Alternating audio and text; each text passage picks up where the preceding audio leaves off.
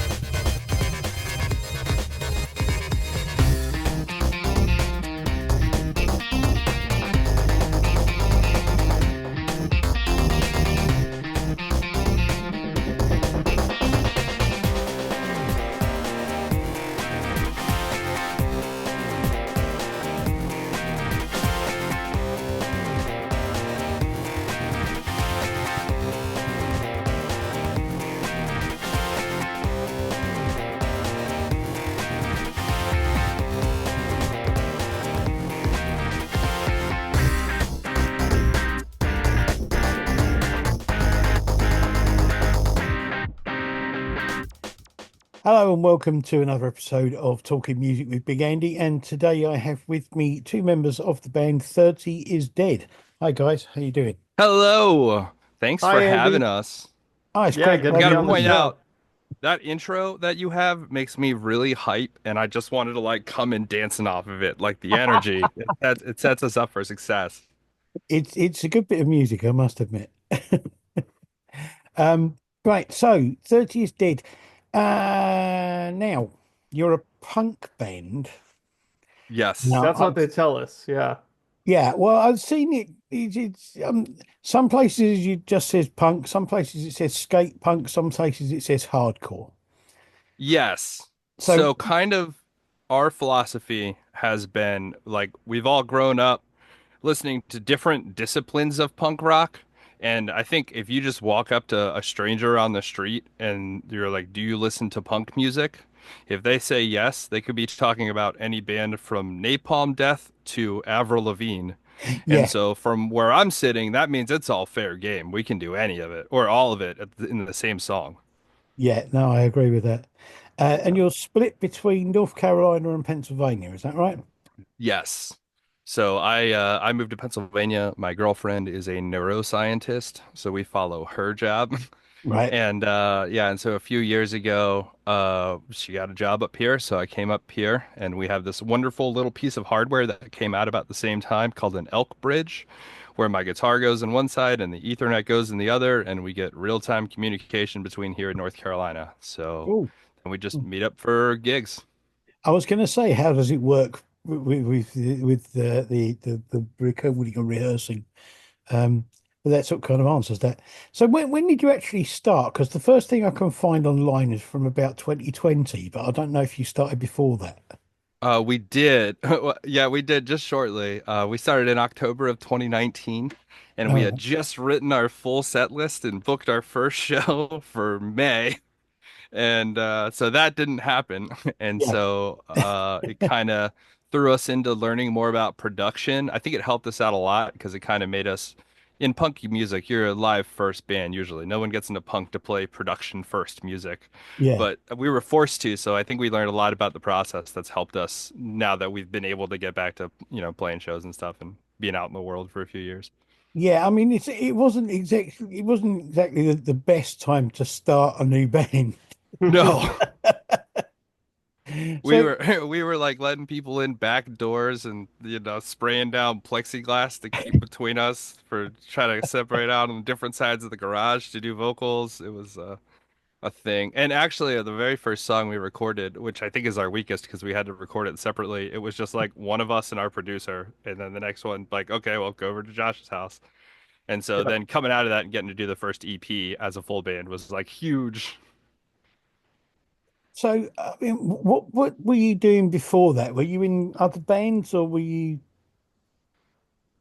Oh yeah, we've Yeah. all been in bands. I mean, damn, Chris, we've been playing music for, I think all I of mean, us all of us have been have playing for at about least 20 about years, I 20 think. years under their belt, like playing in bands and out, and we've known we've in some form or another have kind of known each other since like our high school scene, and then as the next 20 years happened and everybody got old, we're the five idiots over 30 that are still doing it. I was Yeah. interested. Now, one of the places I saw it, they compared you to NoFX. Yeah. Um, but I've got to say, that when I listen to your stuff, there's a UK band called Discharge that you Yeah. kind of remind me of, and the other two bands that I was reminded was Sick of It All and Okay. Bane. Oh yeah. Sure. Yeah. They, I your stuff That's a really good kind of insight. reminds me of that sort We of. don't hear a lot of a lot of people tell us about our UK influences, and I think that's really Those insightful, are those Andy. are I pretty good think lists. that's a Yeah. good comparison to make. I feel like a lot of people our influences are sort of like not just because I'm on a UK podcast, but like on Doctor Who, where he's got like he holds up the paper and you kind of see what you want. Yeah, I think we have a lot of because we've got such a diverse range of because I don't think it sounds like NoFX either. I think people just hear the vocals and they're like, "Oh, he likes Fat Mike. It's NoFX." yeah. You know, but then we get trapped into holes sometimes. Like after we put out Take Out the Trash, everybody said suicidal tendencies for like 4 months. That's all I got back. And I was like, yeah, I mean Yeah. it's in there. Yeah, I suppose. I mean, yeah, there is a. I mean, there is a mix of a definite mix of stuff, but I think the speed and the power of the Yeah. stuff we do, as I say, that reminded me of Sick of It All. Quite. Yeah. And discharge, that's a huge compliment. Yeah, I Yeah, just I appreciate that agree. one. Yeah. I That's like thank you yeah, for mentioning something that we don't hear very often. Discharge and sick of it all. We'll take that all day over yeah. suicidal tendencies. Not that we don't like them, but it's a good thing. The very first thing I watched was a video of a track of GoldenEye. Yeah. So when was that done? Was that an older? GoldenEye got released. It's our most recent release. All right. It came out last month, I believe on November 5th. Really, But that I thought it was longer than that. no, It maybe seems it like was an eternity. October. Yeah, it does feel like a long time. But about 2 months ago, I guess, so October. Yeah. But so we kind of write music the way a dumb way. We don't do it the right the right way. We Right. kind of play music like stand-up. You know how stand-up comedians will like write a joke and then they'll take it to the room and they'll see what works and then they'll take that out and then eventually that turns into their special or whatever. And I think we kind of take that approach because our sound and genre is so defined by the reception of the audience in the room at the moment. And I know a lot of times when I write music, I think about sections in terms of dances, right? Like this is a pogo part, and the pogo part's going into a slam part, so it can be surprising, and then we'll come out into a skank to get everybody partying again. And so being able to test that out in the room and make sure that we're getting the reactions that we anticipate, I think is really important. And but it also means that we end up with a lot of social media content for songs that haven't been released yet, like the one you saw. Hey. Um,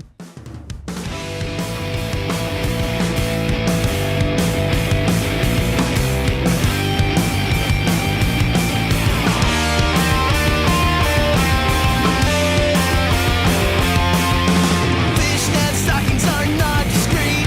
When I take you out to eat, everyone just stops and stares at your platform boots and dusty green hair. The world wanted a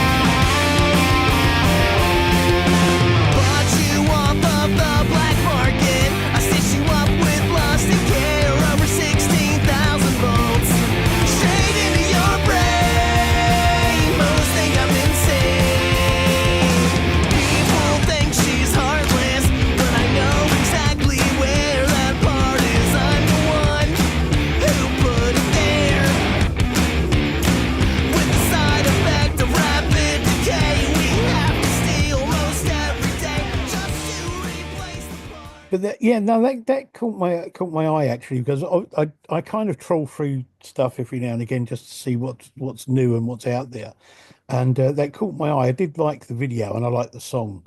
It was really good. Um, the thing that caught my eye about it, first of all, and I know this is going to sound like a really bizarre kind of connection, is the fact that I actually watched that video about an hour after I watched the film GoldenEye, the Oh, James that's Bond awesome. film. That's And so as soon sick. as I saw the title, I thought, "Oh, what's that?" That's so great. I love that. That's Yeah, that's amazing. Yeah. awesome. That was quite an odd connection, but it really kind of made me look at it and see No, what that's great. was going on. That's So exactly what we want. Yeah, exactly. We're writing That's these what we songs because we designed, like these right? movies and these games. Like that's the yeah. cool. No, that's cool. Cool. So, I mean, who when you do the writing, who does what? Is there a kind of split between who does the music and who does the lyrics, or do you kind of all mix in together? Yeah. So usually Joe, our singer, he usually writes all of the lyrics. Sometimes we have some notes. We've got Stick Drift where I do some vocals on it too, and I wrote my vocals. But by and large, Joe is lyrics are Joe's department almost entirely. We do typically write music first, and outside of that, it's fair game. I mean, whatever makes the best song pretty much gets it. Usually somebody comes in with a riff and then everybody else will jam it out. Sometimes they come in with suggestions for other people. Not very commonly though. Usually we kind of only write our own parts. And Yeah. then yeah, I don't know, that's the process, right, Drew? I mean, I would say that with Joe even rare wrote a music for a song. exceptions, that is true. We've got some stuff coming out on the next EP after this one where Joe has really been the foundation and we kind of filled in after that because Joe's been playing guitar for a long time. But not as a He's guitarist, like as a vocalist. yeah, he's like a more singer-songwriter style guitarist, Yeah. if we could say. But he'll downplay himself and say that he's more remedial than he is. Yeah. But it starts off with, a two or three or four chord progression, and he'll say like, "Oh, this is my idea. What do you guys think about this?" and bring it to the table, and it ends up becoming something beautiful. And not to spoil Yeah. anything for the next I guess album, Treason's Greetings happened like that too, now that I think about it. really, Yeah, I Treason's didn't Greetings was remember it vocals that way. first. Yeah. Well, that's Because it was awesome. like the practice after January 6th, and he was like, "You got to hear That's these right. lyrics," and I was like, "Well, that's a song now." Yep, that's exactly how it went. That was a magical night, but in a lot of different ways.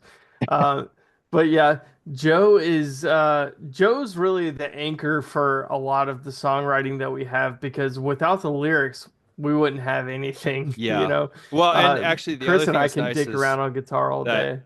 Joe is so consistent in his vocals that it allows we love experimentation. We're all very ADD. Obviously, like I said earlier, we like blending genres. And so the fact that Joe is able to consistently deliver on top of whatever weird bullshittery we deliver for him to put lyrics on top of, that it kind of creates a unifier through all of the music that allows us to have a lot more creative expression than we would with a vocalist that was a bit more limited, I think. Oh yeah, for Mhm. sure. And his ability to adapt and his flexibility gives We us a lot try of credence in that we way. we Yeah. try to throw him curveballs sometimes if he because he leaves early, he works earlier than us, so a lot of times we'll work on music after vocals. And so sometimes we'll be like, I don't know how Joe's gonna sing over that. Let's see if he can get over this one. And Yeah. he does. He does. Oh, it's cool. It's cool. So yeah, after I listened to some of your stuff and watched some other videos, listen to "Take Out the Trash," which is a Yeah. great song. It's really I mean, is there a story behind that? Because it just sounds like it's actually about something rather than just being. If there is, Joe's not saying. All right, Yeah. He Yeah, that does one's tight-lipped. I mean, he if you want to hear about the songwriting part of it, like the musical parts, we can tell you about that. But Joe well, and I really, will say, Joe likes metaphor a lot, and Joe writes about his dreams a lot. right. So a lot of times when he approaches a song, he often will come in with like the emotion that he wants to portray in the song and then let the story define itself just because he's like daydreaming and stuff. So we were like, okay, we need a hardcore song that's a follow-up for Stick Drift.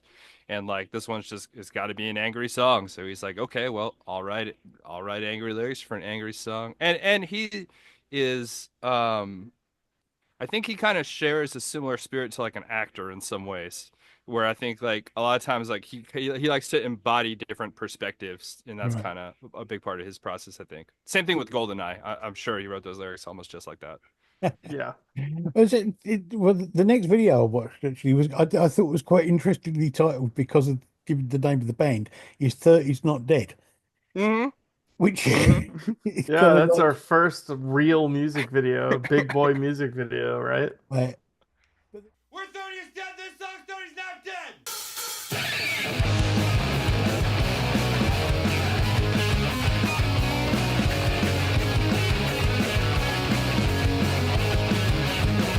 Where were you when your childhood died? When you treated playing outside for getting high? Or when you took that 9 to 5 just to make enough to get by? Here I go, I'll sell my soul. I promise not to take control of my life. Will pass me by. Soon I will be too old to care. Just take some time and enjoy the ride. Live it up while we're all still here.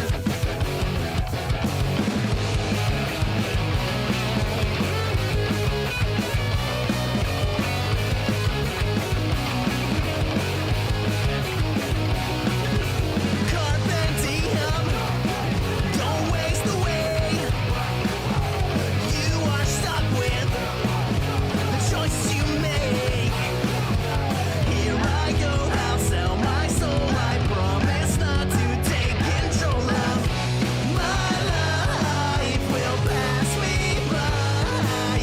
Soon I will be too old to care. Just take some time and enjoy the ride. but it's kind of like okay, so the band's called 30 is dead and the song's called 30's not dead. So is it a statement about the fact that you can still be a a skater parky punk guy even when you're in your 30s and older? Yeah. Oh yeah. Yeah. I love your 100%. interpretation Yeah, of that's that, Andy. that's That's it. exactly where we were going with it. I'm glad you Well, picked up on it. and because like the band names to get people in the door, but then once they're there, we want them to hear the message. It's so. Yeah, And yeah. plus, I think we're all hipsters in our heart, and I think we appreciate the irony of our self-titled soundtrack negating the band name. Yeah, no, that's cool. It works really well. It's a great song, and the video. I mean, you said it's your first video, but Yeah. it's a good video. It's a pretty cool video to have. Thank you. Well, Yeah, thank you. Yeah. that was You did fun. do it. But the funniest thing about that video is we made the video and it was a really good time for our scene locally because all of the bands that had either like formed during the pandemic or were like just getting back together after a year or whatever. So the scene kind of popped. And so we kind of reached out to other people and we're like, "Hey, you guys want to guest in this video about how we're trying to cheat at being the best band in the state?" And they everybody liked it and they got involved. There were a lot of that list of band names at the beginning is a lot of bands that couldn't make the shoot but were like, no, I want to be in this, put my name down. Like, all right, well, cool, Right. now you're in it. But then this summer we won an award for it. So we cheated ourselves to victory. And why not? Why not? If you get it where you can. Okay, so you were forming in at the beginning of like the whole COVID and lockdown and all that kind of thing. Have you had a huge amount of chance to play live? Oh yeah. At this Yeah, point, we yeah. yeah, we play very often now. I would say that our scene is in many ways healthier than it was pre-COVID. Before, yeah. Yeah. And I mean, we've got the fact that we were all in local legacy bands. This is the first time that I feel like any of us have really kind of, well, I guess maybe Drew's broken out a little bit, but most of us haven't really managed to break out of our scene too terribly much. And this is kind of our first run at talking to people across the pond like this. Right. And so the um coming out of, I think part of the reason that happened is because of COVID, because since we were all so well versed in playing live and we had connections that existed, our first public performance in this band was opening up for the Queers at local 506 in Chapel Hill, a town that we don't even live in. And so just because there weren't any bands and they needed bands, so I think that gave us a pretty good leg up on the start and kind of put us in a position of leading the scene out of the pandemic, especially since a lot of pandemic bands were people who had never played music before at all or had never been in a band before because they Right. were just, bored and locked up. And then I don't know, yeah. And then now we're here where everybody broke up because it's been 4 years. And yeah. Yeah, Last I man But we will played standing. we also say that part of that, part of us getting that show and whatever notoriety you would ascribe to our band, a lot of it came from our history as musicians in the Triad area in North Carolina. It's like people have known bands that Chris and me and Joe and then Kevin and Brian have been in a band. It's like we've all done stuff independently, and now that we're coming together, um, right. some people Yeah. consider us a little bit of a super group of like alternative music in the Triad, Piedmont Triad Yeah. of North Because we were kind Carolina, of which all is in different hyper like specific. sub scenes, I guess, if you want to call it that at the Yeah, time. Mm. But so I so guess to answer the You make go you ahead, kind of make Chris. you make it sound almost like you're kind of like last man standing as far as the bands are concerned. Is that true? seriously, yeah. I mean, it's a great That's way of putting it, yeah. that's why it's called 30 is dead. I mean, That's quite interesting. I like that. Okay, so I listen. One of the other tracks I listened to, and part of the reason for this is that this sort of caught my eye was again the title was because I do a podcast reviewing horror films and things like that, which I'm very into. And you got a mm, film called Evil Mannequin, or Oh, yeah. a song yes. called Evil Mannequin, which I mean it was like sort of, oh, that's got to be a good song because that reminds me of a horror film. So Yeah. so that's a really good song. I really like that. Thanks. That was a ripper. Yeah. That's a quick Yeah, one. it's That yes, song, the title always reminds me. There's that Twilight Zone episode where there's like the mannequin. That's not Joe wrote it about Umbrella Academy, I think. Yep. As all kind of right. his fanfic to Umbrella Academy. Yeah. But yeah, Dolores, I think. Yeah. it always reminds me of that. And the mannequin wasn't evil. Okay, so funny story. That's actually the first song that we wrote. And the mannequin wasn't evil.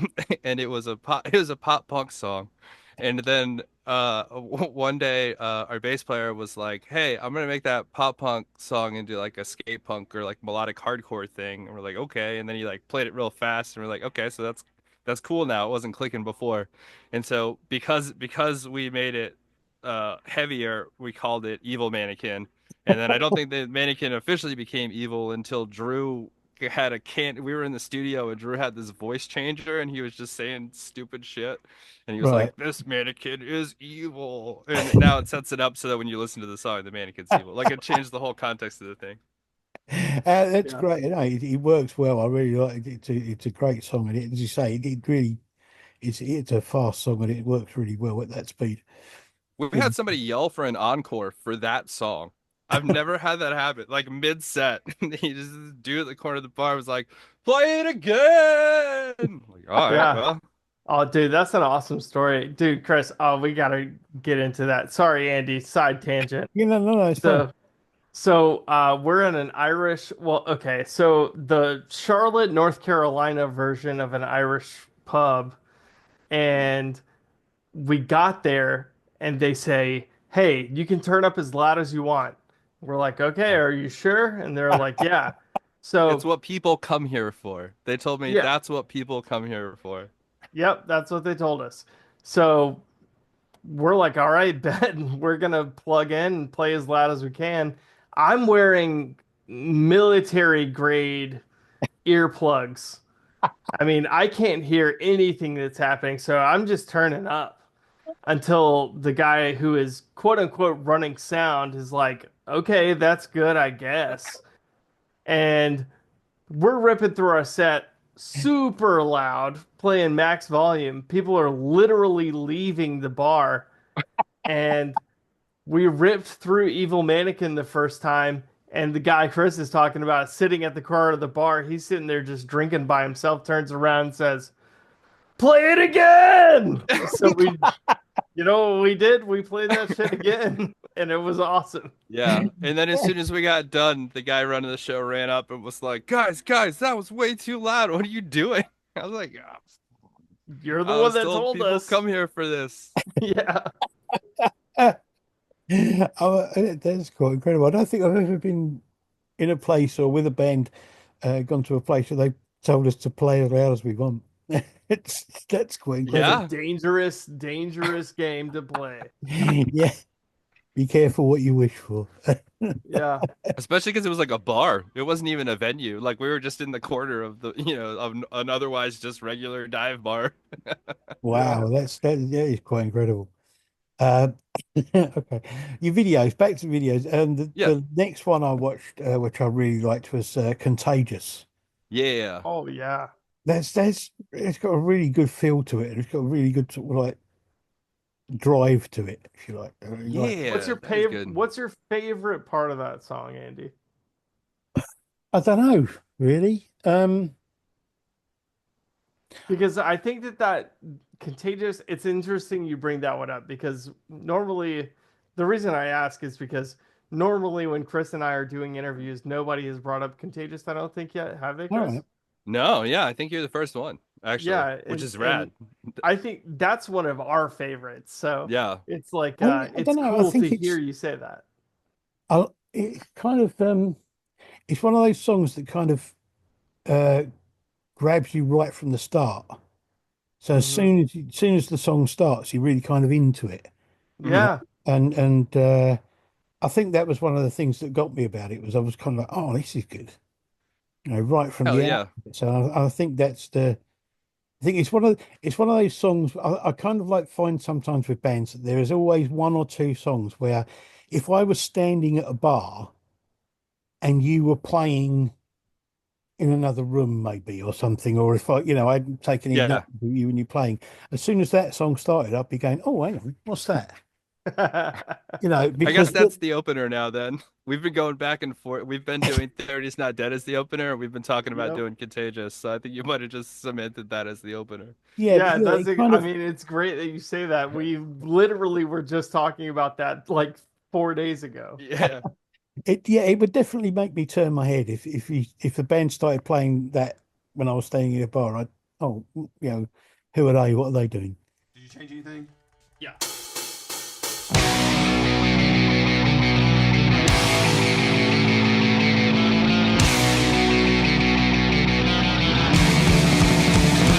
It's not contagious, or at least that's what they say. A tiny little sickness that can reanimate the dead.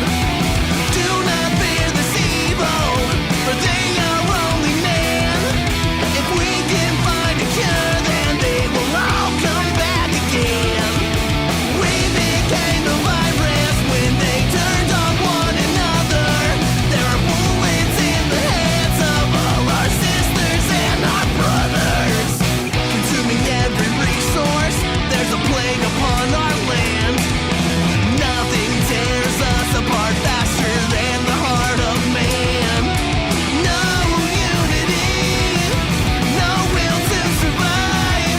We should dig a deeper hole and let them fall inside.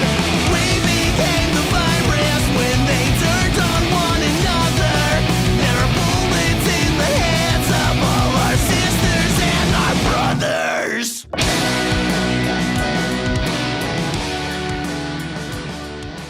That one, I'm trying to think if we have any fun stories about that one. I think the biggest thing is that one, like, kind of set the tone.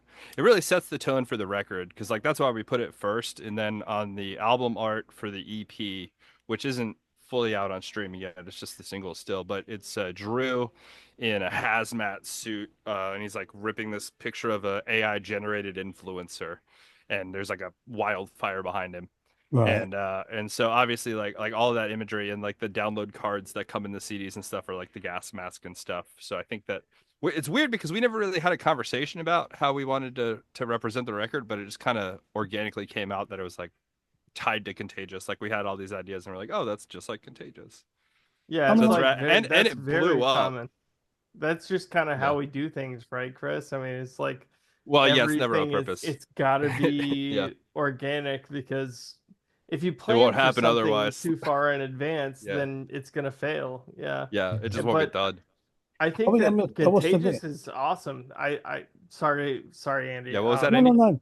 no. I was just going to say, I must admit, I was going to ask you about, you know, do you have a planning process for the videos about how you're going to make the videos look, or what sort of, do you want us to tell a story, or is it just going to be sort of like, a fun sort of thing, or is it going to be, do you know what I mean?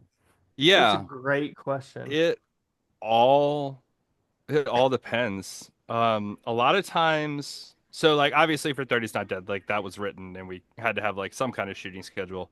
It was perhaps more improvisational than maybe it should have been. But there was about a couple weeks of planning that went into that process. And then a lot of the stuff that gets posted for just like the live videos and stuff like that. I mean, that's just the show. The girls show up, they shoot the show. Sometimes we play a good show and get a good clip and we post it. And then what is interesting is what happens when we have either too much raw content or not enough content, because then we create like holes in our release schedule. And those are the points where we just kind of have to YOLO something. Like 30's Not Dead, on the cover of 30's Not Dead, where we're all like dressed up in, I don't know, ridiculous outfits for no reason on Kevin's fishing boat, like in his garage, and we comped in a lake in the background. Because like I don't know, the props we had and it was practice, so we just took some pictures and put it together. But I think that's where a lot of it, like, because I've done projects in the past where I try to be like really intentional about things, but I've just come to the decision. I think like auteur theory is bullshit. Aaron Sorkin just lies to people. He didn't actually plan things before he did it. And I think that the more you can lean into it, just the chaos of it, at least for us, it's the better. Every time we're like, hey, I got a dumb idea, it's the thing that people like the most. So we just have trained Well, to ourselves to have comment dumb on ideas. that a little bit, Chris, like I think that really everything has started out that way too, because even the 30 is Not Dead music video is a great example because it started out with exactly what Chris is describing, with all of us sitting down in a room and saying, hey, it would be funny if we had a pissing Yeah. contest. It would Yeah. be funny Yeah. if we had a chess match Yeah. where somebody shoved a pawn up their butt and it had a Did that vibrator start? in it. Did that start with the chess match? Because we did it right after the Yeah, it was right after scandal. that. Yeah. I forgot what it was. So yeah, I mean, long story short, yeah, we just make it all up. Yeah. I guess that's the biggest thing. Like we planned some stuff, like we know we're gonna release 5 songs a year and put out a record. Because that's kind of the thing we want to do. Everything else just happened. Like, because I think it's the best. So like the Bojang, we did this big blowout Bojangles show, which is like a local fried chicken restaurant, and they put out an alcoholic iced tea, and we're like, that's ridiculous. We just need to tell people about this. And so then we were so excited that we were playing the show that we just had, the content created itself. Yeah, that sounds good. So I mean, going with that, you kind of got a plan of how many songs you're going to release and when and Mhm. that kind of thing. It's been interesting talking to different bands. After the COVID thing, a lot of bands seem to have this thing of not planning too much. So it was like sort of they don't plan too far ahead because you can never tell when something like that's going to happen and you can't do Well, anything. that's true. Yeah. So my question to you is it's like, do you have a kind of, I don't know what they call it, a sort of like glorious 5-year plan where in 5 years' time you're going to be, playing festivals all over the world and dominating the charts and things like that? Or are you just playing it by year on year? I I always like to say that you need to like you can never count on the lottery ticket, but you always need to buy it. Yeah, And that's kind of where I'm at. Is like honestly to me, the thing I like the most about playing in a band is I guess the thing I like the most is playing live, but the thing I like the second most is like the doing of a band. Like especially in punk, like I get to make CDs, I get to be DIY, we get to book shows and have parties, and we get to all of us are natural hosts. All throw a lot of parties just like in our social life. We're kind of those yeah, types of people. And so being able to have an outlet to promote those things is really what drives me. And so we shouldn't be where we are. I think the only reason that we've even made it this far is because we enjoy the process of doing it so much. And so I don't know what the plan is. I mean, we've been throwing around in the chat that as soon as we get 100 listeners on Spotify in a city, we're gonna book a show there and figure out how to get there. Other than that, we all have day jobs, so I don't know. We'll take it by ear. If Bezos shows up and says, "Hey, be my pet," I'm not. I'll consider it. But fair enough. short of that, I think the fun part is, I don't know, just trying, see what happens, and you got to be adaptive too, because you never know. Like we want to play Fest in Gainesville. I think that's something that we're eyeing toward. I think just in general, I think we want to play some festivals just so that we can have access to bigger crowds and more like-minded people because our scene is good, but I think our scene leans a bit more emo pop kind of in its punk tendencies, and so that doesn't really give us like the huge fan base that we can build up from that kind of like launch us forward into traveling somewhere else, you know. So we're just kind of meeting people everywhere and seeing where the most of them are concentrated. Yeah, that's cool. Good, cool. I mean, I think the thing with most bands, especially when it comes to things like punk stuff and things like, because it is such a live genre. It's something where it's music that comes alive on stage in a venue rather than being on a CD. It's great, but it really comes to life in a venue. Yeah. And I think the thing is, as long as you're enjoying what you're doing, then the people who come along to see you play will enjoy watching you and enjoy what you're playing Hmm. because you kind of feed off each other. Hmm. So yeah, as long as you're having a good time doing it, then why Yeah. not keep doing it? Yeah, I think Instagram's been becoming a great place for us to kind of capture some of that too, because I think like I see a lot of bands that play a show and then they play the show and there's just like a row of camera people in front of them and then they see them and then they strike a pose and they get the shot and then like they're playing to the camera. Yeah, And like shows aren't for cameras, they're for people who have paid to see you, not free randos on the internet necessarily. That's just a byproduct. But yeah, I think the constraint of being like, okay, well, we also have to like get this content out to promote and stuff has made our stage show better because it's made us very aware of like things like stage picture and framing and all of those things, so that we can kind of it's giving a better show to the audience because we're trying to open ourselves up to every view of the audience, including the cameras. And so yeah, I think that's yeah. yeah. There No, wasn't a no, question. I was going somewhere with that, but I don't remember. no. I get it. It's fine. So I mean, you got new material that's coming out soon. We Yeah, we do, got yeah. We've got a song called Sugar Free Psycho that should be coming out next month. yeah. We still got to take the single photos and everything for it because the Yeah. organic moment hasn't happened yet. But that's Deadlines are great though. I mean, if people who are listening to your show, Andy, are fans of 30 is Dead, they've listened to our stuff up until the point that this interview has come out, and they're like, I mean, especially for the fans of the guitar solos, I think this is the best 30 is Dead guitar solo. Low key, this is like my personal humble brag. Uh, Sugar Free Psycho is the best guitar solo of that whole album. It's gonna be sick. Yeah, So- and oh, go ahead. No, no, no. What were you going to say? Oh, I was just gonna say when that one comes out, that one completes this EP, and then we're gonna put it out. And we got like a couple of like noise track interludes and stuff that'll kind of tie it together as a complete work because we're all fans of We try to write records. It's really hard. I feel like it's the hardest it's ever been to write a complete record, but we're trying to get it out there for people that want it and play the game in the process. Okay. Yeah. So, um, I'm assuming you're going to play as many live gigs as you can in the next year or so. Yeah, That's our plan. I mean, That's the that's plan. our what we really do is try to book at least 2 local North Carolina gigs per month so that Chris can justify coming down and Right. making that gas. That's the thing that's expenditure tricky worth is it. because we have to launch any runs we do from North Carolina because I'm a freelancer, so I can just kind of go and do. And so it's a bit of an advantage because it lets us work around everybody else's schedules. It'll be interesting. I don't know. I'm interested to see what happens as we start getting more opportunities because we've applied for some stuff, and I feel like we haven't really had a good excuse to justify taking time off to like do a more serious run. And so I think it's just a matter of time before somebody's playing a festival and we're like, oh no, let's do that. That'll be a good time. And It's only so a matter of time. Yeah. yeah, Yeah, that's cool.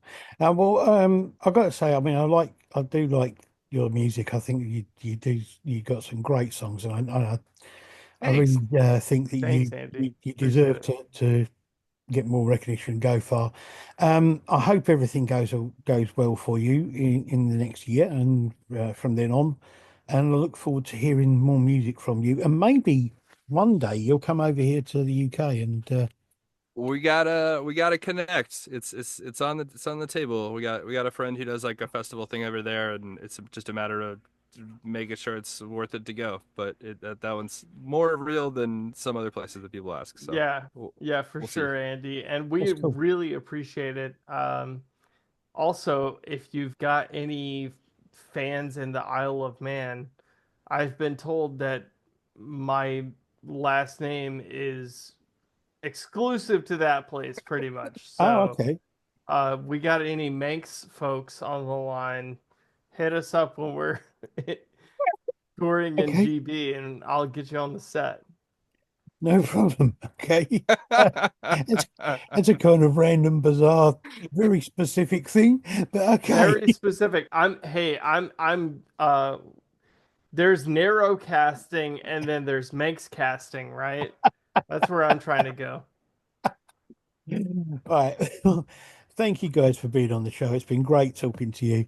Um, Everybody watching, I will put, as I always do, links to social media and to the YouTube channel for 30 Years Dead. Check them out if you haven't done already, and follow them on social media and follow the YouTube channel, and look Awesome. for new material and new stuff in the future. Instagram is the guys. place if you want to connect. Instagram is the spot. Okay. So until next time, thank you very much. Bye. Good talking to you.